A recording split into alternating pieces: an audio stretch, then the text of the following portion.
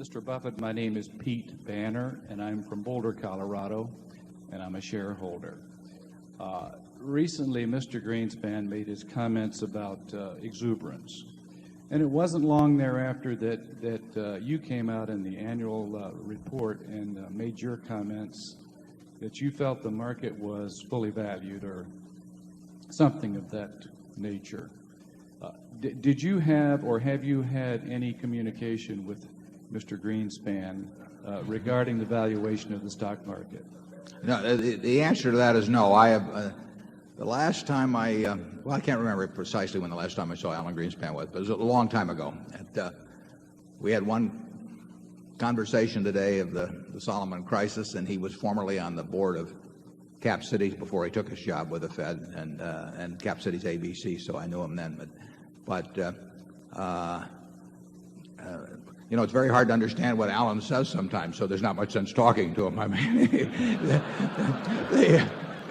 he's very careful about what he says. But I'm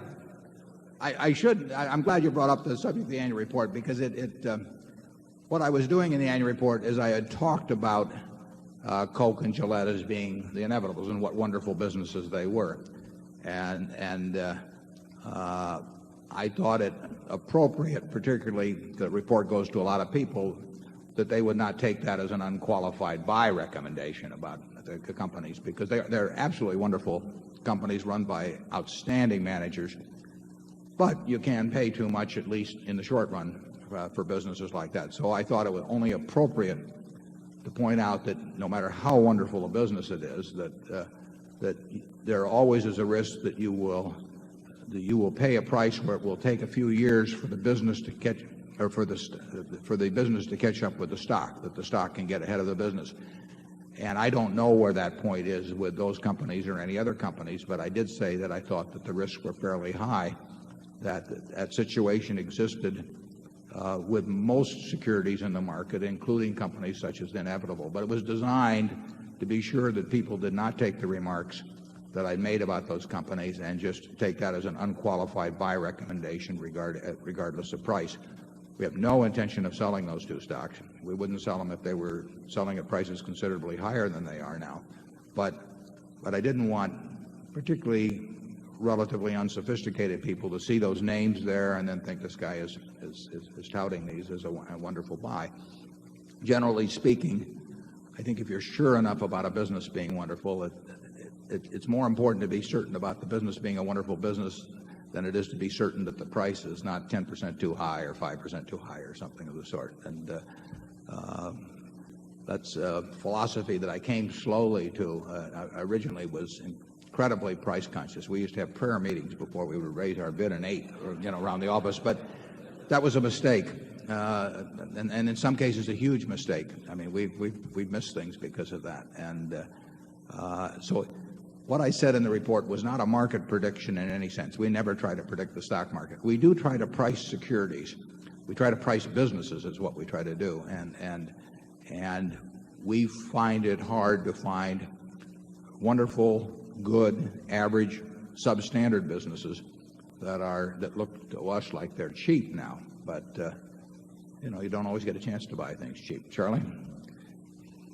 Well, I certainly agree with that.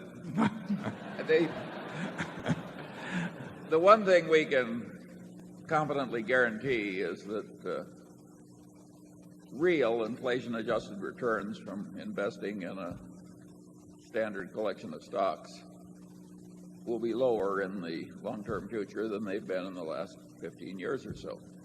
This has been an unprecedented period, and there will be some regression toward the mean in average returns from investing in the stock market.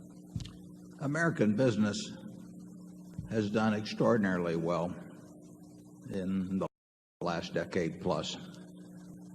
And that's a huge plus for securities because they just represent pieces of those businesses.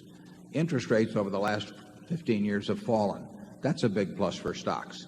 Anytime interest rates go down, the value of every financial asset goes up in rational calculation.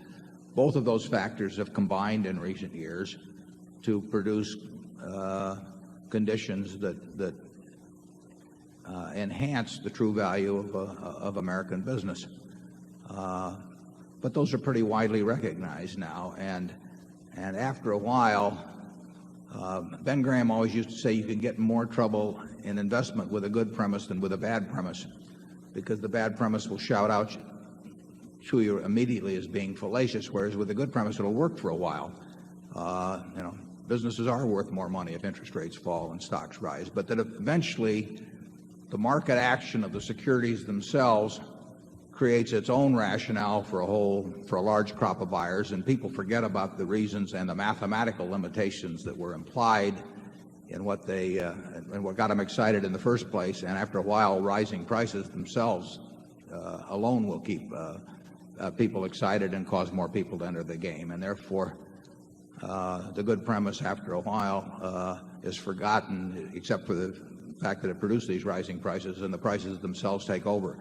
He wrote about that in the connection with the 1920s, when Edgar Lawrence Smith in 1924 wrote a fine book on why stocks were better than bonds, and that was sort of the Bible of the bull market of the 20s. And it made sense if you paid attention to a couple of the caveats which were in Edgar Lawrence Smith's little book, which were related to price.